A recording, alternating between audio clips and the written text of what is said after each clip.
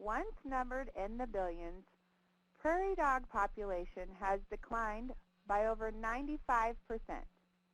Prairie dogs are a vital species and should be protected.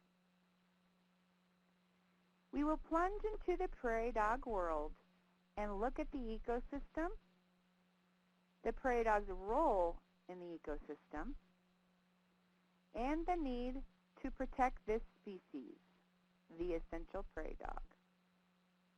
An ecosystem is made up of all living things and their environment they live in. This includes the interaction between these living things and their environment. An example of one of those interactions that might occur is when trees omit oxygen while synthesizing carbon monoxide. All species depend upon their environment to survive, and vice versa. A prairie dog's ecosystem includes their habitat. This habitat was once the Great Plains. With increased human population and agricultural growth, prairie dogs have started to take up residence in urban areas. Prairie dogs can be found almost anywhere, from the country to open spaces next to neighborhoods. When one species is removed or relocated to a different ecosystem, it can have cataclysmic effects. Animals affect the environment around them. Other animals are dependent upon the prairie dog for survival. A prairie dog is referred to as a keystone species.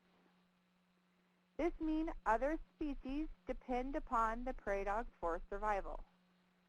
They are the primary food source for animals such as ferrets, badgers, and foxes. Certain species, such as the burrowing owl, rely on the prairie dog's abandoned burrows for homes. The role the prairie dog plays in other species' survival is crucial. Much of their habitat has been turned into farmland. We have seen the effects in nature when species such as this are eliminated. It doesn't just affect this one animal, but instead it is like a chain effect, causing change